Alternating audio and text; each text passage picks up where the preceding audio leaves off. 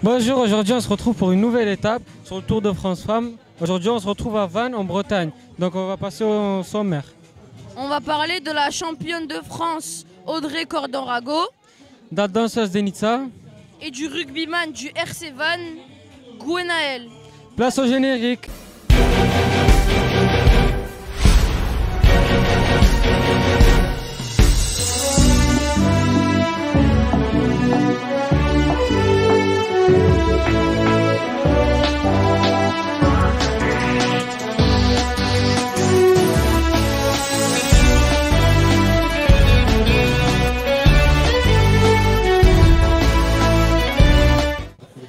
Et Ilias, j'aurais bien aimé être à la place de Randa, moi cette année en masculin. Mais pourquoi?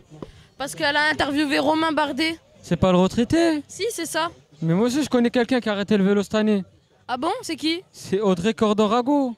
Ah, et bien on va aller voir Ismaël de suite en sa compagnie.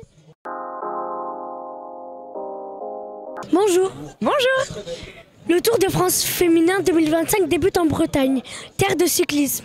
Qu'est-ce que cela représente pour vous en tant que Bretonne? Moi, je suis très heureuse. C'est vrai que j'attendais que la Bretagne accueille le Tour de France féminin. Maintenant, c'est chose faite. Ça va être une très belle fête. Il y a beaucoup de monde au départ et on espère qu'il y aura beaucoup de monde sur le bord des routes. Comment percevez-vous l'évolution du Tour de France Femmes depuis son retour en 2022? Voyez-vous une vraie reconnaissance grandissante? Oui, tout à fait. Le Tour de France Femmes, ça a vraiment permis au grand public de découvrir le cyclisme féminin.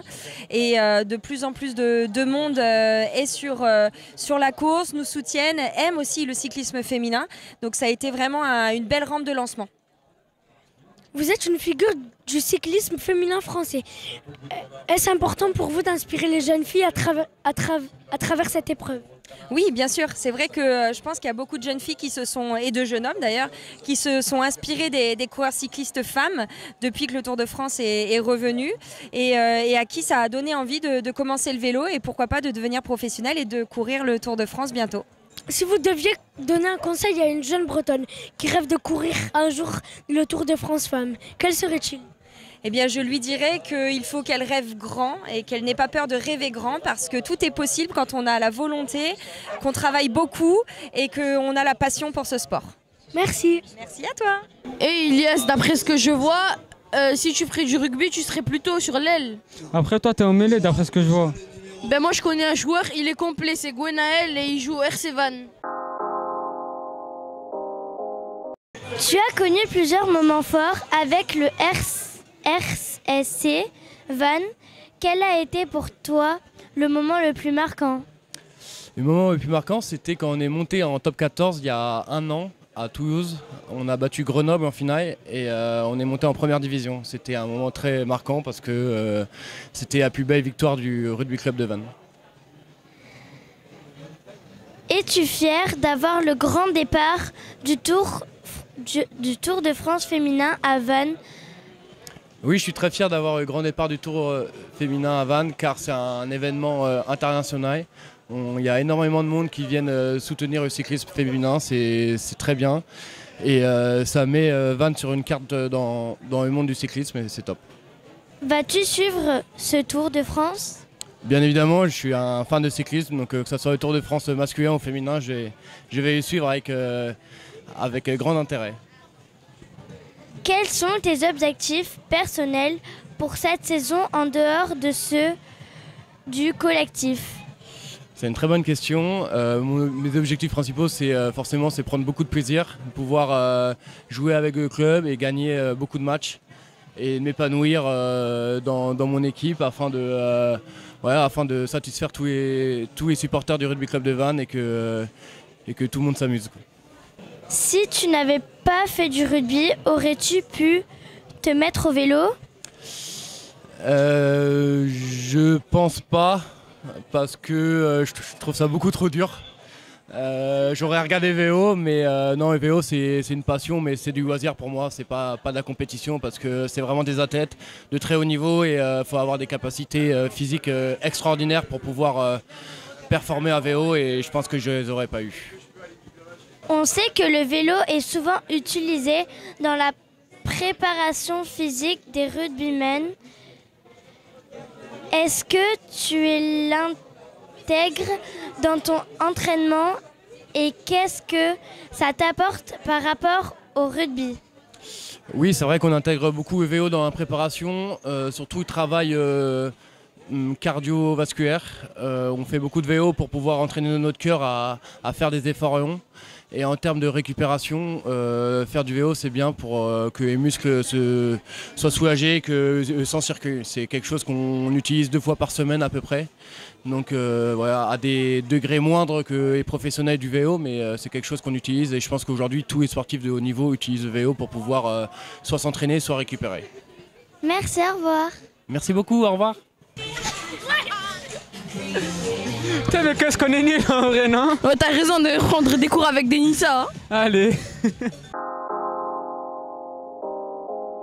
Bonjour, Salut, ça va? bah très bien et toi? Ça va, merci. Je suis présente sur le Tour de France Femmes pendant 2 jours. Qu'est-ce qui t'a motivé à participer à cet événement sportif? Bah déjà parce que c'est le Tour de France Femmes et ça fait 4 ans que ça existe. Auparavant, ils avaient mis une petite pause et je suis ravie de savoir que c'est reparti pour une autre année. J'espère que ça va perdurer dans le temps, mais forcément ça me fait plaisir parce qu'en tant que femme, je trouve que c'est important de mettre les femmes en avant, surtout dans le monde de l'athlétisme, parce que les cyclistes sont des vrais athlètes qui se battent tous les jours, qui sont là, c'est des vrais sportifs. Et d'en faire partie, moi en tant que sportive, parce que la danse c'est aussi du sport, et ça me fait extrêmement plaisir. Toi qui viens de la danse, un univers exigeant et artistique, quel parallèle fais-tu avec le cyclisme de haut niveau?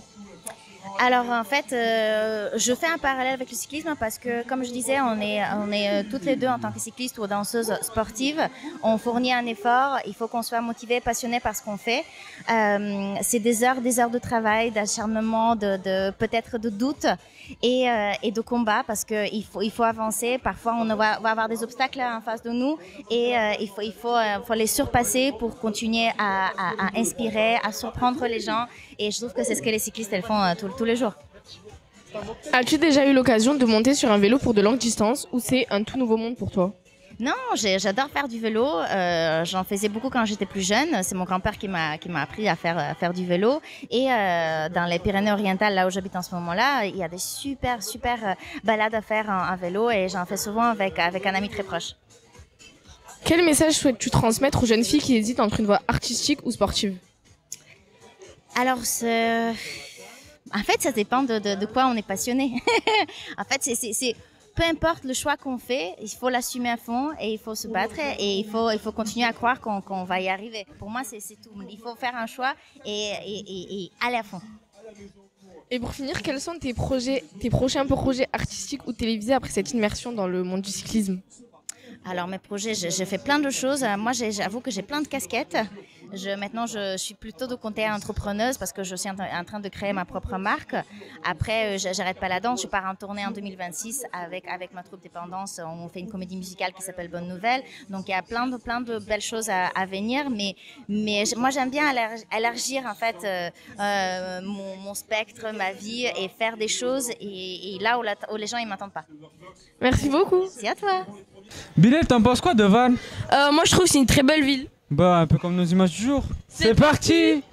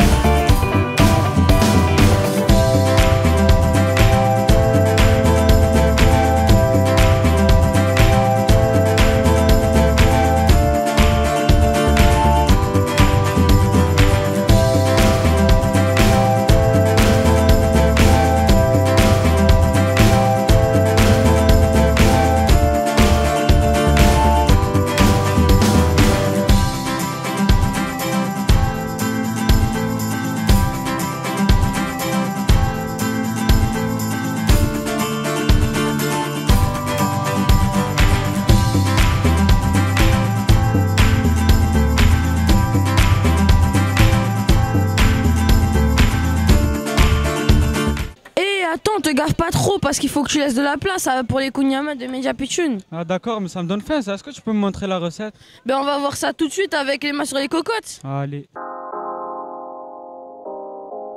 Bonjour à tous, bienvenue dans ce Tour de France Femmes 2025 avec Zwift. C'était bien Champs-Élysées hier soir? Oui, mais on n'a pas pu bien profiter, on enchaîne directement avec le Tour de France Femmes dès aujourd'hui. Aujourd'hui, nous allons vous préparer une recette 100% bretonne, super gourmande, le kouign-amann. Du beurre, du sucre et encore du beurre, prêt à mettre la main dans la pâte. Allez, c'est parti.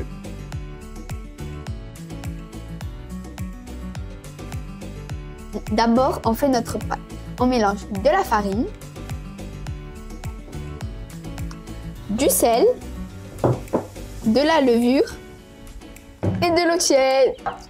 Et pendant ce temps-là, on laisse reposer pendant 1 heure et on danse la gavotte de Bretagne. Maintenant, on va étaler notre beurre entre 2 papiers sulfurisés. C'est bon comme ça? Oui, elle doit être épais quand même.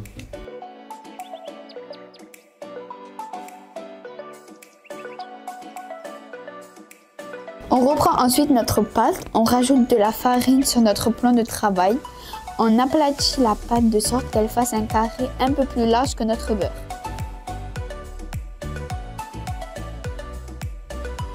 Nous pouvons maintenant envelopper notre beurre avec la pâte.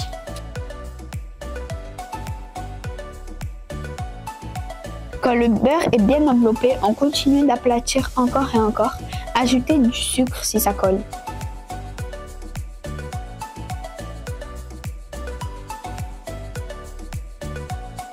On étale notre pâte jusqu'à qu'elle fasse la taille d'un rouleau à pâtisserie. Comme ça? Oui, c'est parfait. Quand vous avez les bonnes dimensions, vous pouvez le plier en 3, puis ça part 30 minutes au frigo. Une fois la pâte bien reposée, on peut la ressortir. Et au lieu de rajouter de la farine, on va rajouter du sucre. Vous ne m'avez pas compté les calories là? Je vais rajouter un peu de sucre parce qu'ici, on n'est pas fâché avec la gourmandise. Une fois la pâte formée en rectangle, on la replie en 3.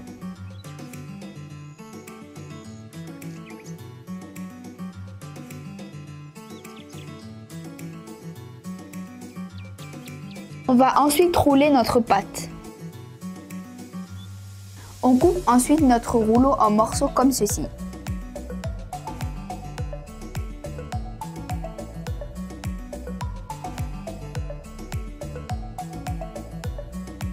Ensuite dans le sac sans trop serrer parce qu'après ça va gonfler. On les laisse reposer 1h30 à l'air libre avant de l'enfourner à 185 degrés pendant 45 minutes.